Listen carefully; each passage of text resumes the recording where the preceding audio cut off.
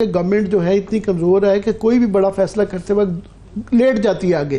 Traders کے اوپر late گئی ہے تقریباً. ابھی بھی ٹریڈر نہیں مان رہے. ان کو کہا جی آپ ایسٹ بھی نہ بتائیں, انکم بھی نہ بتائیں.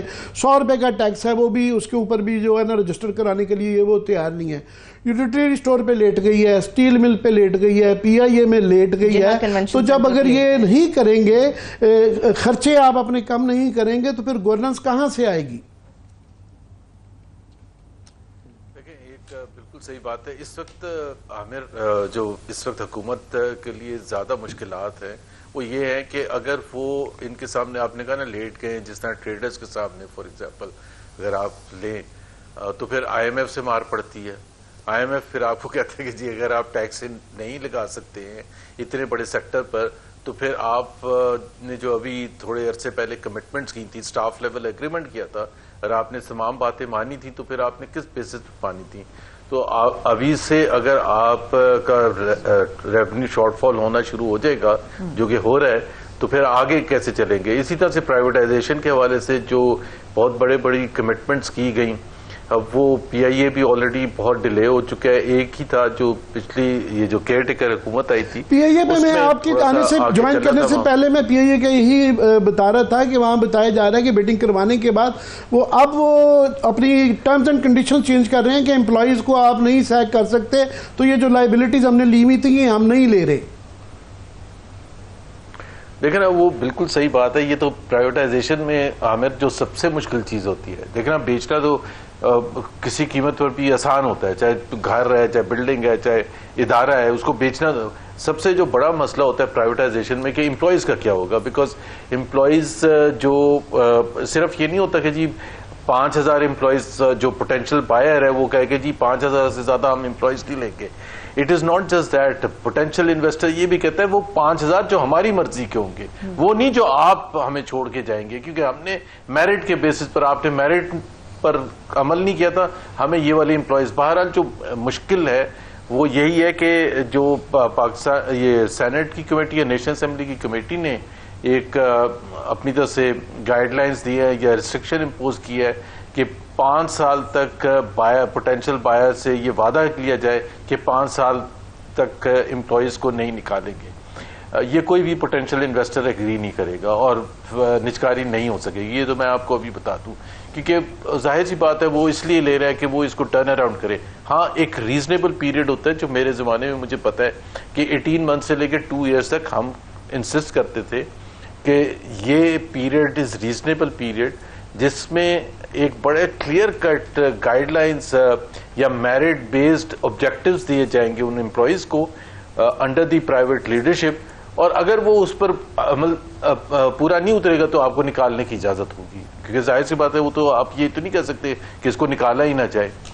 تو یہ ایک ظاہر سی بات ہے مشکل ہے. لیکن میں ایک سوال ضرور بہت دفعہ کہہ بھی چکا ہوں یہ بات, کہ جو نجکاری کا عمل تھا اکتوبر 2015 میں رک گیا تھا. ہم لاسٹ سٹیج پر تھے. پی آئی اے اٹ سیلف, پی آئی اے کا جو فیصلہ ریورس کیا گیا تھا وہ بالکل لاسٹ سٹیج پر کیا گیا تھا. اسی طرح سے پاکستان سٹیل کا فیصلہ بالکل لاسٹ سٹیج پر, لاسٹ میٹنگ میں فیسکو جو فیصلہ آباد الیکٹرک سپلائی کارپوریشن ہے اس کا لاسٹ سٹیج پر جب بڈس بھی آ گئی تھیں تو حکومت پیچھے ہٹ گئی تھی ان سب کی نجکاری سے. اور اس کی جو ریزن تھی اس وقت جو حکومت نے دی تھی کہ جی عمران خان پریشر ڈال کے, مطلب جو ان کی سیاسی جو بھی پریشر تھا, not specifically against targeted on privatisation, but اگر ہم نجکاری کرنے جائیں گے تو اس کا تو رد عمل تو ہوتا ہے, خاص طور پر ملازمین کی طرف سے رد عمل ہوتا ہے. تو ہم ایک اور فرنٹ کھول لیں گے, ایک فیسکو میں کھول لیں گے, پھر ہم نے آگے لیسکو کرنا ہے, دوسرے ڈسٹریبیوشن کمپنیز کرنے ہیں. سب کی نجکاری آخری لمحات میں تھی. تو وہ ایک بڑا گولڈن اپرچونٹی تھی. اب 9 سال تک جو ہم نے لاسز سسٹین کیے پی آئی اے کے, اگر آپ صرف لے لیں تو تقریباً 500-600 بلین روپے پچھلے 9 سال. ابھی 850 بلین کا لیٹسٹ جو فگر آیا ہے کہ ایڈ کر کے وہ 850 ارب روپے کے قریب بن گئے ہیں کیومولیٹو جو اس کے لاسز ہیں. نہیں, وہ تو ابھی تک ہے نا, وہ تو ٹوٹل ہے. میں کہہ رہا ہوں پچھلے 9 سال میں تقریباً 500-600 بلین, اس 850 میں سے جو بلک ہے وہ اب پچھلے 6-7 سال میں ایڈ ہوا ہے. تو کوشچن یہی ہے کہ آپ نے, اچھا پھر دوسری طرف آپ جو کہہ رہے تھے کہ جو فائنینشیل ایڈوائزرز تھے PIA کے, اسٹیل مل کے, فیسکو کے, تقریباً 40 کمپنیز کی جس کی نجکاری تیزی سے کمپٹیشن کی طرف تھی, سب کے فائنینشیل ایڈوائزرز اپوائنٹ کیے تھے اور ملینز آف ڈالرز ان کو پیمنٹ کرنی ہوتی ہے. یہی آج یہ زبیر آج یہ فگر آیا کہ یہ اس کی جو کاسٹ آئی ہے پرائیویٹائزیشن کی, ابھی تک ریسیویبلز جو ہیں وہ 4 ارب روپے کے قریب ہیں اور کاسٹ جو آئی ہے وہ 2 ارب روپے ہیں. انہوں نے کہا جی یہ کنسلٹنٹ جو آپ نے اتنے مہنگے رکھے تھے انہوں نے کہا جی انہوں نے یہ کنسلٹیشن دی ہے, مشورہ دیا ہے کہ آپ پرائیویٹائزیشن نہ کریں.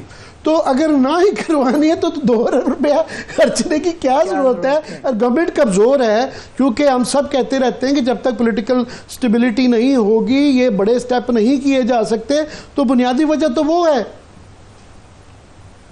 نہیں لیکن عامر یہ تو عجیب سی بات ہے کیونکہ اس کا طریقہ کار یہ ہوتا ہے کہ پہلے آپ نجکاری کمیشن یہ فیصلہ کرتے ہیں, اس کا بورڈ اور پھر کابینہ کی جو نجکاری کمیٹی ہے وہ اپروو کرتی ہے کہ یہ ادارے ہیں جس کی ہم نجکاری کرنے جا رہے ہیں. تو جب آپ کو اپروول ہو جاتا ہے تو فرسٹ چیز یہ ہوتی ہے کہ آپ ایڈورٹائز کرتے ہیں for the appointment of financial advisers کہ ہم نے اس کی نجکاری کرنی ہے, یہ پوچھنے کے لیے نہیں کہ کریں یا نہ کریں. وہ تو آپ ان کو اپوائنٹ ہی اس لیے کرتے ہیں. اب وہ آ کے اگر یہ کہہ رہے ہیں کہ اس کی نجکاری نہیں کریں تو بھائی آپ کو اپوائنٹ کس لیے کیا تھا؟ آپ کو تو اپوائنٹ اس لیے کیا تھا کہ آپ نجکاری کریں. آگے آپ واپس ہمیں بتا رہے ہیں اور پھر آپ فیس کس بات کے لیں گے, پھر کس چیز کے لیں گے؟ تو یہ تو بالکل ہی مذکر خیز بات ہے. یہ سن لیں, یہ پاکستان اسٹیل مل کی نجکاری کی فہرست سے نکال دیا گیا. اس کے لیے 3 سالوں میں فائنینشیل ایڈوائزرز کو 12 کروڑ روپیہ دیا گیا یہ مشورہ دینے کا کہ آپ نہیں کر سکتے ہیں, پہلی بات. دوسرا یہ ہے کہ اوور آل ٹھیک ہے پرائیویٹائزیشن نہیں ہوگی تو ایک بہت بڑا مسئلہ ہے کہ ہمارے یہ لاسز رہیں گے, ایک مسئلہ ہے. دوسرا چلیں یہ مشکل ہے, جو چیز آپ کے اور مجھے لگتا ہے کہ ڈویبل ہے, ایک آئی پی پیز کا ایک جو مسئلہ ہے, جو بجلی کا مسئلہ ہے. بائی دا وے آج بھی 1 روپیہ 99 پیسے کے قریب جو ہے نا 99 پیسے پر یونٹ جو ہے نا بجلی بڑھ گئی ہے. تو آئی پی پیز کا ایک مسئلہ ہے جس سے کلیئرلی نظر آتا ہے کہ اس کو ری نیگوشیٹ کیے بغیر اس کا آڈٹ کروا کے چیک کر لینا بڑا ضروری ہے, کہ ورنہ اس سے نہ معیشت چل پائے گی اتنی مہنگی بجلی پہ اور عام آدمی بھی ڈسٹرب ہو رہا ہے. اب کہنے کو یہ ڈویبل چیز ہے, گورنمنٹ دائیں بائیں لیفٹ رائٹ وہ کرتے ہیں مگر آڈٹ کی طرف وہ نہیں جا رہے. اور روز جو ایک طرح کی ایک عجیب کنفیوژن ہے. فار ایگزامپل ویس لغاری صاحب نے درمیان میں آگے کہہ دیا جی ہم نے مسئلے کا حل نکال لیا ہے, تو یہ جو کوئلے کے اوپر چلتے ہیں نا امپورٹڈ پہ, ہم ان کو تھر کول پہ کریں گے. اور یہاں ہم نے بھی بڑی دفعہ کہا کہ جناب آپ کے مشیر غلط, یہ جو کنسلٹنٹ ہیں نا مہنگے غلط بتا رہے ہیں, یہ تکنیکی طور پہ لاجسٹکلی فائنینشلی پاسبل نہیں ہے. اب یہ آ گئی ہے, انہوں نے ایک کمیٹی بنا دی ہے باقاعدہ کل اس کے اوپر کہ یہ کمیٹی دیکھے گی. حالانکہ آڈیٹر جنرل کی رپورٹ کے اندر جو ہے یہ انہوں نے کہا ہے کہ چینیوں نے بھی انکار کر دیا ہوا ہے اور ان کی جو پاور پلانٹ کمپنی ہے انہوں نے بھی انکار کر دیا ہے کہ جناب ہم یہ نہیں کریں گے. جی ایکچولی میرا خیال ہے فیصلے پہلے کیے جاتے ہیں, ڈیبیٹ اور ڈسکشن کرنے سے پہلے اناؤنس کر دیا گیا کہ جی ڈومیسٹک کول استعمال کیا جائے گا امپورٹڈ کول کی جگہ, تاکہ اس کی جو قیمت ہے اس کو سستا کیا جائے, بجلی سستی بنے and all of the foreign exchange safe ہوگا.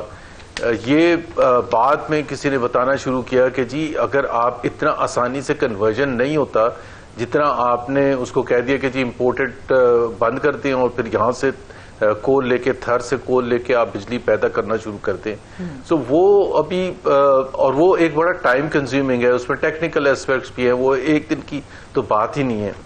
دوسری چیز یہ ہے کہ even between the prime minister and the power minister there is a lot of confusion, کیونکہ اگر آپ نے پرائم منسٹر کا آج سے کوئی 20 دن پہلے ایک بیان آیا تھا کہ چند دنوں کی بات ہے کہ ہم ریلیف اناؤنس کریں گے بجلی کے حوالے سے, چند دنوں کی بات ہے, اور پاور منسٹر نے اس کے چند دن کے بعد کہا کہ ابھی کوئی ایسا ریلیف نہیں آ رہا, at least in the short term ابھی کوئی, ہم we are working on all aspects, جو بھی ہو سکے گا کریں گے. لیکن نہ ہی انہوں نے وہ جب تک وہ جماعت اسلامی کا دھرنا تھا, ٹی وی پر ڈبیٹ چل رہی تھی آئی پی پی کے حوالے سے, گوہر اجاز صاحب روز آ کے ٹی وی پر بات کر رہے تھے, تو گورنمنٹ ظاہر ہے کچھ نہ کچھ رسپونڈ کر رہی تھی. اب وہ سمجھ رہے ہیں کہ یہ پریشر اب ختم ہوتا جا رہا ہے آئی پی پیز کا, اور یہ ادھر سے یہاں سے آرام سے نکل جائیں گے. بٹ دا ریالٹی از کہ کچھ نہ کچھ تو کرنا پڑے گا, کیونکہ عامر بات یہ ہے کہ بجلی کی قیمت اتنی مہنگی ہو گئی ہے. میں خود یہ کنفرم کر سکتا ہوں کہ میں جس آرگنائزیشن میں بزنس کرتا ہوں وہاں 80 روپے پر یونٹ کی بجلی ہے. یہ میں بل کے حساب سے بتا رہا ہوں, میں کوئی اپنے سنی سنائی بات نہیں کر رہا, خود دیکھی ہوئی 80 روپے پر یونٹ. اور آج سے 3 سال پہلے تقریباً تھی 25 روپے, 22 روپے, 23 روپے فی یونٹ. ابھی آپ بتائیں کہ بزنس ماڈل کوئی بنائے اور 3 ٹائمز بجلی مہنگی ہو جائے تو وہ کیسے کاروبار کر سکتا ہے؟ سو کاروبار اسی وجہ سے ٹھپ ہو رہے, and the government does not have a clue on what to do about it. مسئلہ یہ ہے کہ جب آپ نے حکومت کی تھی اس وقت حکومت لیتے ہوئے اپریل 2022 میں جب ووٹ آف نو کانفیڈنس کیا تھا تو سٹیٹڈ پوزیشن تھی پی ایم ایل این کی, جو ٹی وی پر آ کے بار بار کہا گیا کہ 16 روپے پر یونٹ ہے, ہم اس کو 12 روپے لے کے آ جائیں گے. اب 12 روپے کی جگہ 80 روپے پہنچ گئی ہے. اب ظاہر سی بات ہے, اب جب پرائم منسٹر کو تو اتنے ایکسپرٹ تھے نہیں, ان کو تو بتایا گیا تھا کہ یہ ہم کر دیں گے. اب obviously he is trying to find out the reasons کہ بھئی ہمیں کیوں embarrass کیا, اور یہ تو سسٹینیبل ہی نہیں ہے.